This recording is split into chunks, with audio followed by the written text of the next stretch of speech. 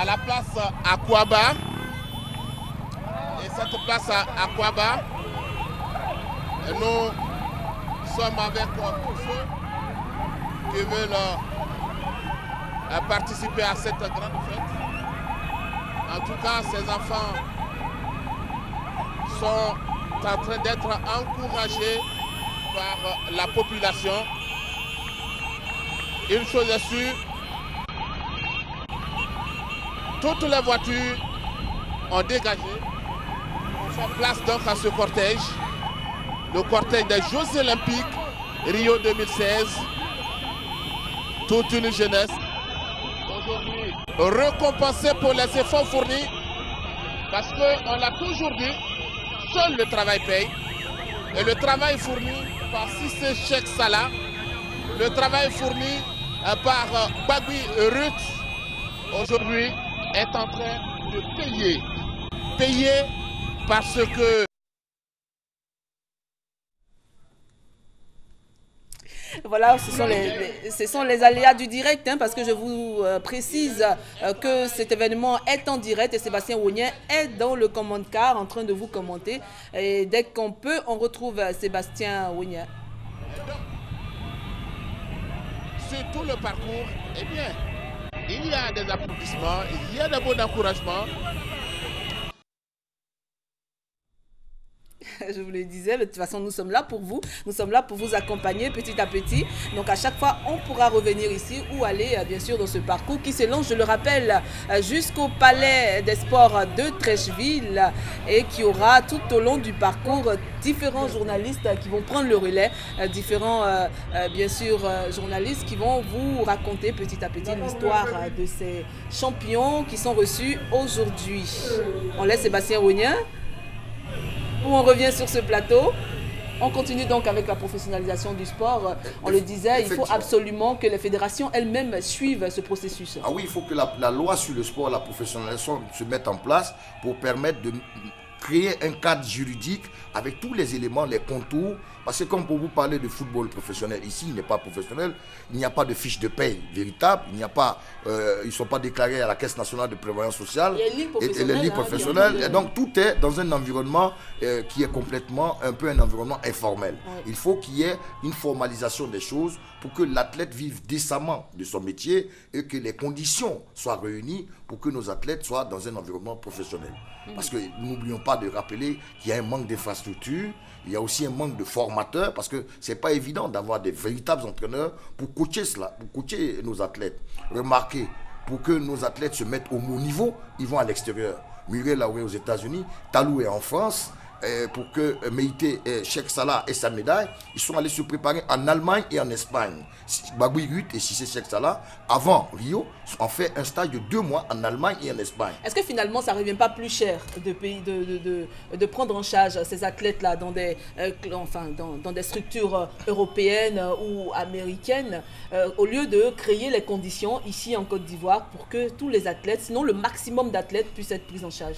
Mais inévitablement, à un moment donné ou à un autre, ces athlètes sont obligés de s'exiler, d'aller dans des conditions nettement meilleures.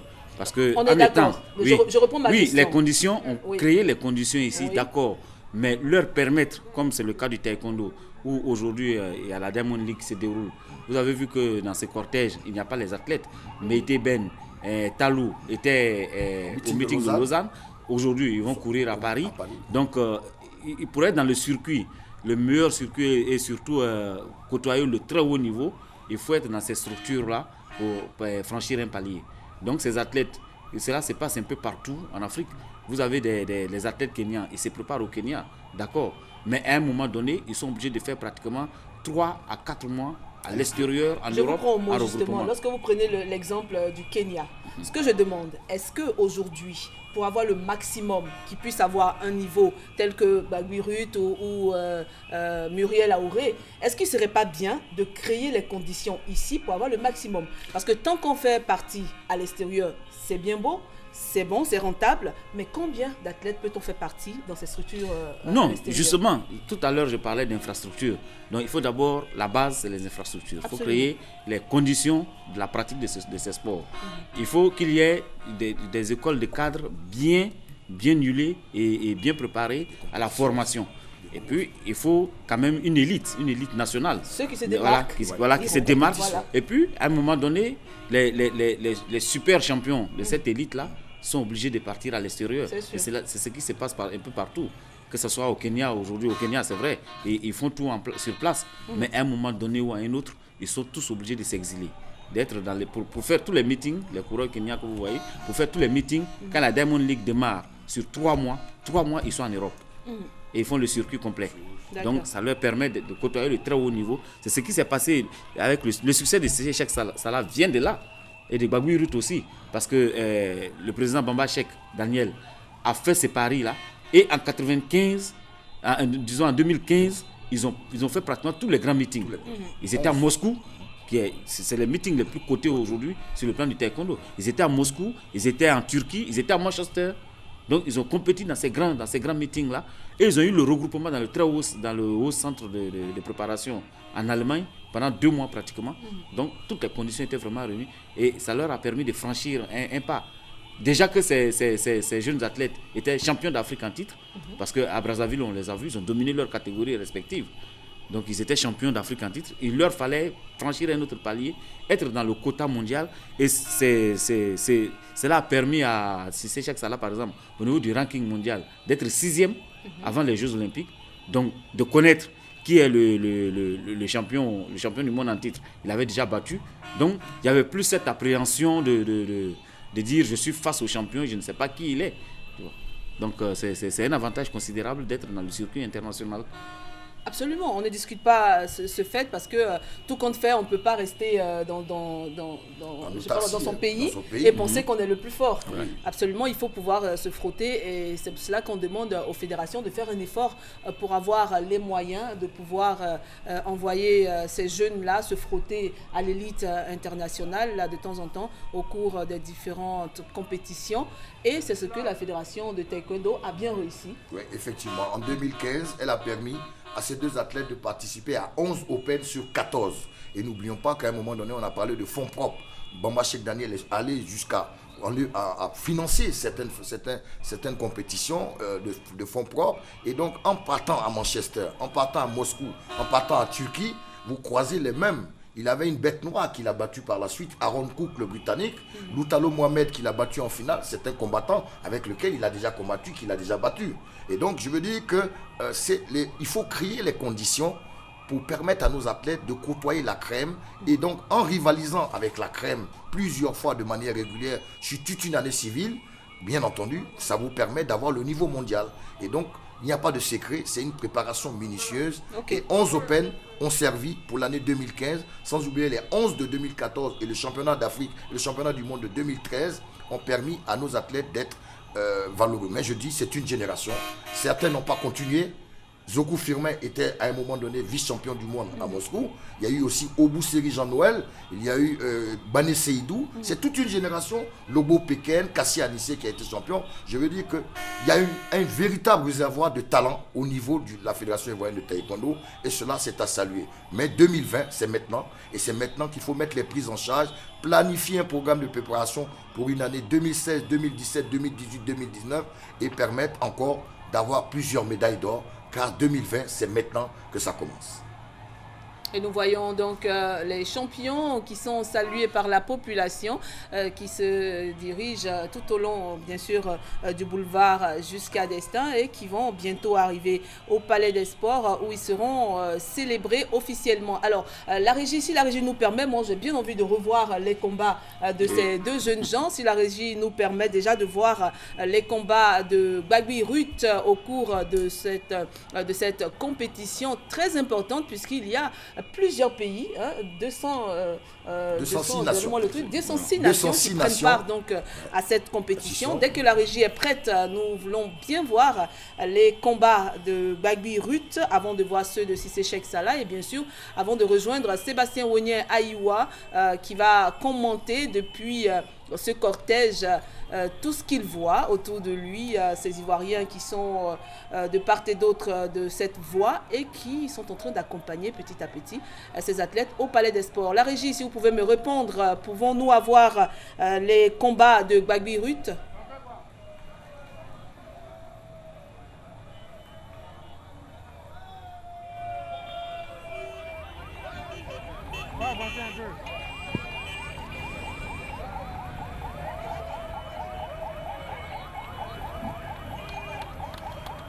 Alors nous sommes au grand carrefour de Koumassi. Et ce grand carrefour de Koumassi reçoit en tout cas beaucoup de ferveur, de l'ambiance. Beaucoup sont sortis pour encourager cette jeunesse qui gagne, cette jeunesse qui aujourd'hui est une fierté. Beaucoup de salutations, des mots d'encouragement à l'endroit de Cissé, Cheikh Salah, à l'endroit de Gbagouirut, sans oublier Mamina, Kone Mamina également, de Taekwondo. Mais Kone Mamina, vous savez que pour question d'expérience, elle est tombée sur une championne et elle n'a pas eu la chance d'avancer. Alors, ce sont des encouragements, hein, en tout cas, parce que ce que nous voyons est une bonne chose.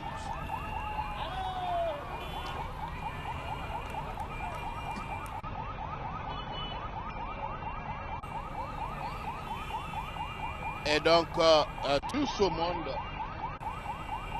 on a vécu des moments forts, des moments de plaisir, et nous sommes en train de vivre encore un moment de bonheur, ce moment où il y a tellement d'émotions,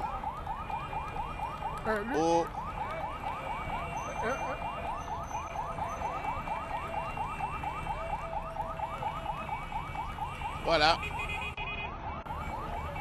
chacun veut immortaliser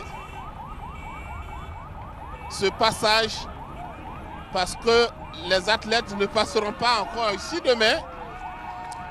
S'ils traversent cet endroit, eh bien c'est fini. Et là, le carrefour de Koumassi, c'est tout autre chose. Vous verrez donc cette ambiance qui se déroule.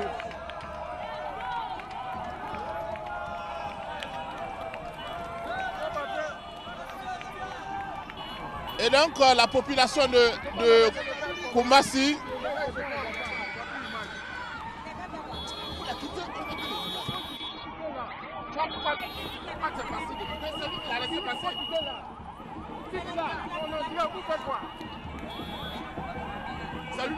Voilà, nous sommes encore ensemble parce que, comme on l'a dit, nous viendrons de temps en temps pouvoir donner des informations. Et là, on va parler aussi toujours de taekwondo, mais de ce Nigérien, cet autre Africain, hein, bien sûr, qui a obtenu la médaille d'argent, Alpaga. Alpaga Youssoufou, un Nigérian qui a été reçu en pompe au Niger, à Niamey. Il a eu l'État du Niger lui a débloqué 50 millions de francs CFA, plus une maison, pour la médaille d'argent obtenue par ce jeune athlète nigérien. En tout cas, c'est une grande première dans l'histoire du sport du Niger d'avoir une médaille d'argent aux Jeux Olympiques. En tout cas, il a été reçu royalement par l'État et énormément récompensé. Alpaga Youssoufou, qui a été médaillé d'argent au taekwondo à Rio pour 2016. Et c'est l'Afrique qui gagne. Non, oui, l'Afrique qui gagne. Et puis, il faut ajouter surtout que l'État nigérien aussi a débloqué les fonds nécessaires pour sa préparation en Allemagne sur 4 ans jusqu'au JO de Tokyo. Ah oui. En 2020. Sans oublier que l'État nigérien a dit que pendant 4 ans, effectivement, il y aura une prise en charge pour tous ces frais de compétition jusqu'à 2020. Parce que il nous disait tout à l'heure, c'est une très bonne initiative de déjà commencer à préparer cet athlète et on ne va pas s'étonner de le revoir sur le podium en 2020. Voilà, surtout que c'est une des nouvelles pépites du taekwondo africain. Il faut dire que dans cet art martial, l'Afrique se signale de plus en plus. On a vu aussi le jeune Ouslati qui était dans la même catégorie que Cissé Cheikh. Et que Cheikh avait déjà battu aux Jeux africains à Brazzaville en 2015 en finale, et a été médaillé de bronze. Dans la même catégorie, l'Afrique a placé 2 représentants, un médaillé d'or, l'Ivoirien Cissé Cheikh Salah, et un médaillé de bronze, Ouslati. Et dans plusieurs autres catégories, l'Afrique a pu s'installer. Donc c'est dire que le taekwondo africain, dans l'ensemble lui-même, est en train de progresser de manière assez intéressante. Et c'est parce que les moyens sont débloqués à temps. Et c'est parce que de plus en plus, beaucoup de pays prennent soin d'encadrer très bien leurs athlètes. Et c'est une politique qui est vraiment propre aux fédérations africaines de taekwondo et qui a été initiée par la Côte d'Ivoire. Et c'est dommage pour le pays frère qui est le Mali, qui avait un champion du monde en titre, qui n'a pas pu avoir il a compéti, mais il n'a pas pu avoir de médailles. Et tout le monde avait vraiment espoir sur lui. Bon, ça a été une des grosses déceptions de ces Jeux.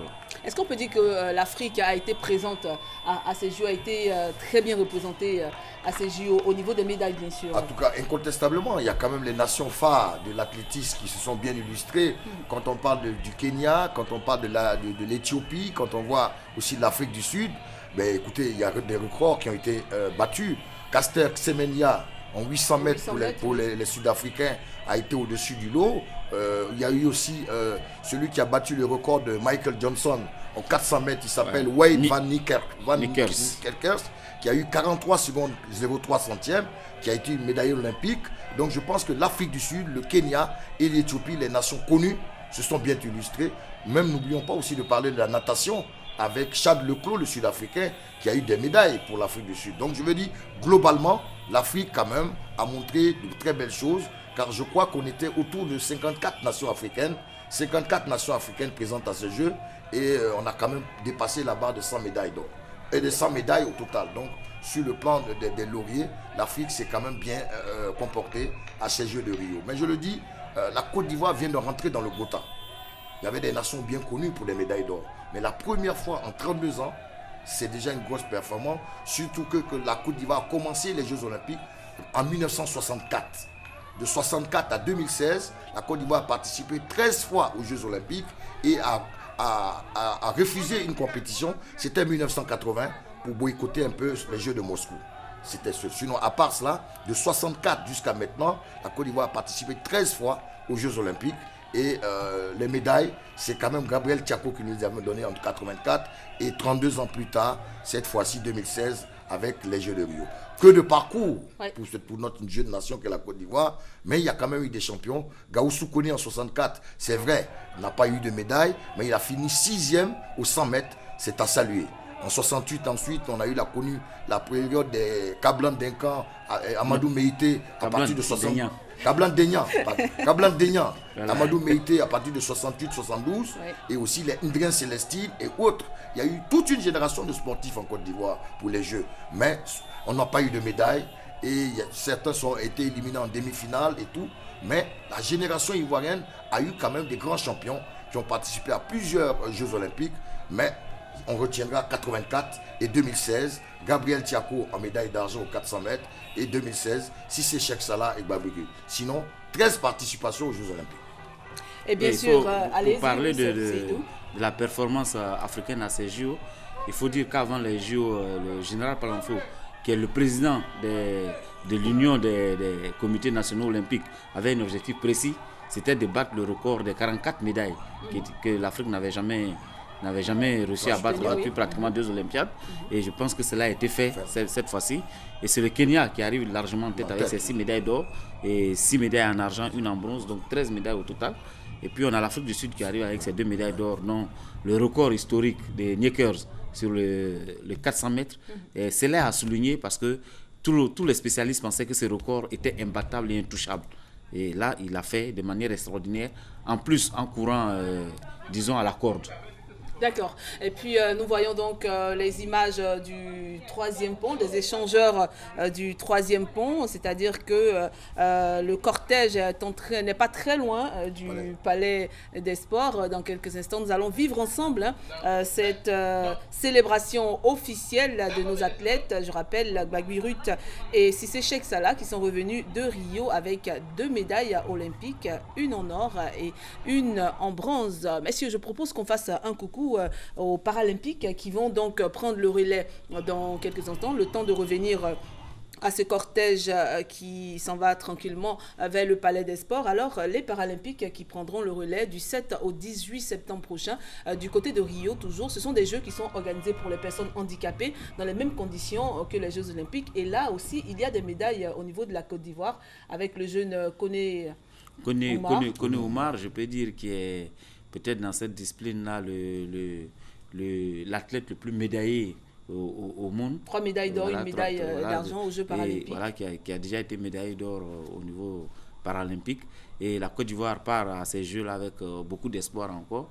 En haltérophilie, si je ne me trompe, je pense que... Nous allons en parler tout à l'heure, Seydou, puisqu'on nous dit, et on le sait depuis le début, priorité donc au direct. Et là, nous allons rejoindre Sébastien Oignet à Ayoua.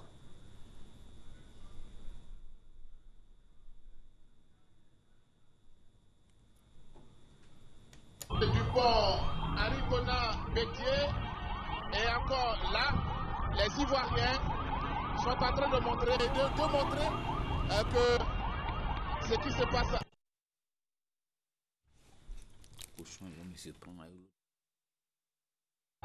Ils sont fiers de voir ces jeunes Ivoiriens qui ont porté haut le drapeau de la Côte d'Ivoire lors de ces Jeux Olympiques. Alors, c'est un endroit symbolique parce que le pont Henri Konan Bédier est envahi par ces milliers de personnes et qui aujourd'hui démontrent encore une fois que nous avons envie de voir ce moment, que nous sommes touchés parce que ce moment-là, nous essayons chaque fois, en tout cas, d'en avoir. C'est un rêve qui vient de s'accomplir. Et donc, force est de constater pourquoi tous sont là, sur le pont et un peu partout.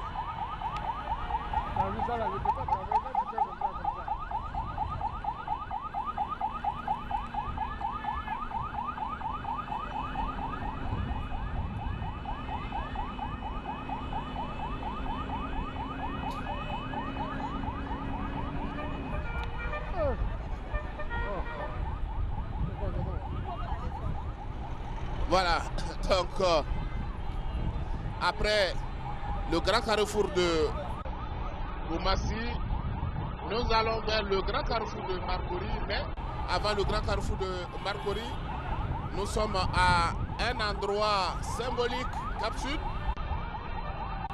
C'est un endroit envahi. Il y a du monde un peu partout, hein. Il y a du monde un peu partout. Ah oui, Monsieur Sissé Cheikh Salah, Mademoiselle Baguirut.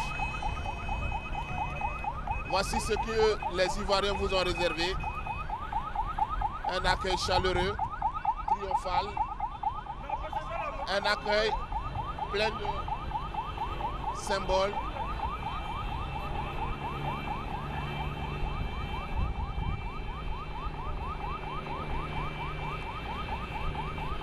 Et nous allons maintenant vers le grand carrefour de Marcory. Et ce grand carrefour de Marcory, là encore, il y a du monde. Il y a du monde à ce grand carrefour.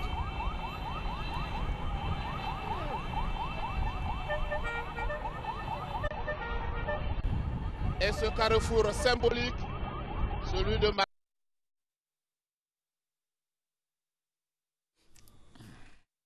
Donc nous étions en train de prendre des nouvelles en direct de là où nous sommes en train de voir justement pour voir à quel moment ils arriveront au niveau du Palais des Sports afin de ne pas rater ce moment exceptionnel que vous êtes en train de vivre. Et tout à l'heure nous parlions des Paralympiques qui vont donc prendre le relais dans quelques jours. Il faut espérer que ces athlètes ivoiriens reviennent comme ils en ont l'habitude depuis 2 Olympiades avec des médailles pour la Côte d'Ivoire. Oui, absolument. Et bien sûr, ces Paralympiques, vous le disiez tout à l'heure, vous donniez leur palmarès avec déjà 4 médailles d'or et une médaille d'argent. Vous les connaissez très bien, vous les suivez très bien. Il y a un qui s'est illustré de belle manière il y a 2 ans au Mondiaux de Dubaï. Il s'appelle Souleymane Diamoutene. Qui sera là encore. En haltérophilie, dans les catégories de moins de 73 kilos. Il a eu la médaille d'argent. Kone Oumar, c'est en athlétisme. Et en 2012, j'y étais avec les athlètes paralympiques. Mais il faut profiter depuis Atlanta, il faut profiter de l'occasion quand même pour saluer le dynamisme de leur président de la fédération, Serge Trazier. Effectivement, pour des athlètes handicapés, je pense qu'il fait beaucoup. Et Dr Ake qui a déjà commencé il fait avec beaucoup, cette fédération. Serge Trazier, pour que ces athlètes soient au haut niveau. Et être déjà qualifié pour les Jeux paralympiques, c'est déjà une sacrée performance. Car il y a beaucoup de nations qui n'ont pas la chance. Sans oublier de parler de ces Jeux paralympiques de cette année, les Russes, malheureusement, sont exclus. Parce que la sanction de dopage continue au niveau des athlètes paralympiques russes. Et déjà, ils l'ont déjà annoncé, les athlètes russes ne participeront pas à ces Jeux paralympiques qui sont exclus pour ce problème de dopage organisé dans l'État soviétique. Et donc le président Ce qui fait justement que les athlètes, le nombre d'athlètes ivoiriens passe de 3 à 5. Et donc finalement, il y aura 5 représentants ivoiriens. Donc le malheur des uns fait le bonheur des autres. Donc l'exclusion de la Russie fait que le nombre d'athlètes paralympiques ivoiriens va augmenter. Mais je dirais qu'on a bon espoir avec Diamoutene, Kone Oumar, pour quand même que la Côte d'Ivoire vienne de là-bas avec des médailles du 7 au 18, n'est-ce pas?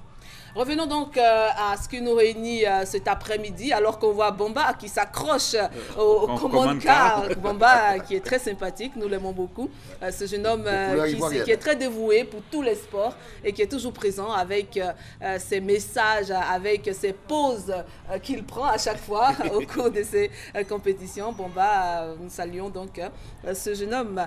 Alors, je disais que, bien sûr, nous sommes là aujourd'hui pour les taekwondoïnes qui ont remporté 2 médailles, qui ont apporté 2 médailles à la Côte d'Ivoire. Nous ne sommes pas très loin du Palais des Sports. Le cortège est pratiquement proche et on voit, c'est vrai, c'est pas l'engouement comme pour le football, mais quand même, il faut dire que les gens sont sortis tout le long du parcours. Et là, on n'en entendait pas moins des Ivoiriens qui ont pris à bras le corps cette victoire de Cissé Cheikh Salah et de Bagui Ruth. Alors, on a vite parlé parce que là, on voit qu'il y a quand même la population qui est sortie pour accueillir, pour saluer, pour remercier ces enfants-là qui ont fait flotter le drapeau ivoirien à l'international. C'est vraiment beau. Quoi qu'on dise aujourd'hui avec du recul, on se rend compte que c'est très important quand même pour un pays de figurer. C'est un événement majeur. Vous savez, les Jeux Olympiques, comme on l'a dit, à ces Jeux-là, il y a eu la présence de 204 télévisions et radios mondiales. Et c'est l'événement planétaire le plus important devant même la Coupe du Monde. Et donc, quand vous voyez cela et que 206 nations sont présentes, votre pays gagne une médaille d'or et se classe 51e sur 206, c'est une grosse performance réalisée par la Côte d'Ivoire. Et le drapeau ivoirien a flotté haut dans le ciel brésilien pour la première fois. Quand vous avez la médaille de bronze, l'hymne national ne sonne pas. Quand vous avez la médaille d'argent, non. Mais quand vous avez l'or, on entend votre hymne national. Et donc c'est avec beaucoup d'émotion qu'on a vu les images partout dans le monde de Cissé Cheikh Salah avec l'hymne national de Côte d'Ivoire entonné dans le ciel, au pays du roi Pelé. C'est une grande première et cela, c'est à saluer. Maintenant, il faut que cela perdure et que nos athlètes continuent dans les bonnes performances et que Tokyo, c'est dans 4 ans. Mais déjà, il faut dire que Cissé Cheikh Salah n'a que 22 ans. D'ici 2020, il aura 26 ans. S'il continue sur ce même élan de performance, ça veut dire que vraisemblablement, pour Tokyo, on aura encore des chances de médailles. La Côte d'Ivoire dépasse ses dernières médailles olympiques. Nous aurons des images tout à l'heure du Palais des Sports où nous les avons. Où nous attend Anne-Marie Nguesson qui va certainement prendre le relais pour nous donner l'ambiance du côté du Palais des Sports. Dès qu'elle est prête en tout cas, dès que le cortège arrive au niveau de Anne-Marie Nguessan, nous aurons les premières impressions du côté du Palais des Sports. Nous voyons encore ce cortège qui est avec vraiment ces champions et je vous assure que c'est beaucoup d'émotions de voir. C'est pour cela que la RTI a sorti la grande artillerie qui a positionné des journalistes tout au long de ce parcours depuis l'aéroport jusqu'au 3e pont et là au Palais des Sports. Et tout à l'heure vous allez voir encore comment nous accueillons ici en Côte d'Ivoire, puisqu'il y a eu des pays qui ont accueilli, nous l'avons vu, leurs Olympiens. Oui, effectivement, l'Afrique du Sud a accueilli en fanfare depuis l'aéroport de Johannesburg, Castel Semenya, médaillé olympique, Chad Leclos. C'est normal que la Côte d'Ivoire fasse de même. Maintenant, il faut souligner aussi que depuis mardi dernier, la Fédération internationale vient de classer Talou Marie-Josée comme 5e meilleure performance mondiale aux 200 mètres avec ce qu'elle a fait à Rio. 22 secondes 21, elle est 5e meilleure performeur mondiale en 200 mètres. Donc c'est pour dire qu'il y a encore de bons espoirs pour Talou. Elle est vraiment récompensée de ses efforts car elle a été au pied du podium par 2 reprises en 100 mètres et en 200 mètres, ce n'est pas donné à tout le monde. Et il faut dire que Seydou, ces galons ont une conséquence positive sur ces athlètes puisque au cours des meetings, ce sont des invitations en fonction du niveau que vous avez. Oui, parce que Talou, elle a participé à la Diamond League cette année et avec le classement qu'elle vient d'obtenir, surtout sa victoire historique face à Shelly Ann Fraser lors de la Diamond League. Donc cela lui a donné une nouvelle carrure et aujourd'hui elle rentre dans les 10 meilleurs mondiales. Donc elle va avoir forcément des invitations. C'est ce qui explique d'ailleurs qu'elle ne soit pas à Abidjan actuellement. Parce que dès la fin des Jeux Olympiques, elle a été invitée à des meetings. Donc elle était à Lausanne jeudi. Et aujourd'hui, elle va courir à Paris. Et la semaine prochaine, elle sera ailleurs. Donc elle rentre dans le circuit international. Et je pense qu'elle va beaucoup plus progresser. Elle va retenir un peu de son erreur de n'avoir pas cassé suffisamment la poitrine à l'arrivée du 100 mètres qui lui a coûté sur la photo finish 7 millièmes de seconde une médaille olympique. Elle va retenir la leçon, elle va corriger les choses. Mais elle va surtout continuer de progresser. Quand on l'a vu, elle a été très régulière dans sa progression. Et aujourd'hui, elle arrive à courir de plus en plus régulièrement sous les 11 secondes. Donc, je pense qu'il faut s'attendre à de bonnes choses. Et pour ceux qui pensent que c'était du gâchis de voir Talou toutes les fois 4e, eh bien, sachez que c'est très important. C'est très important.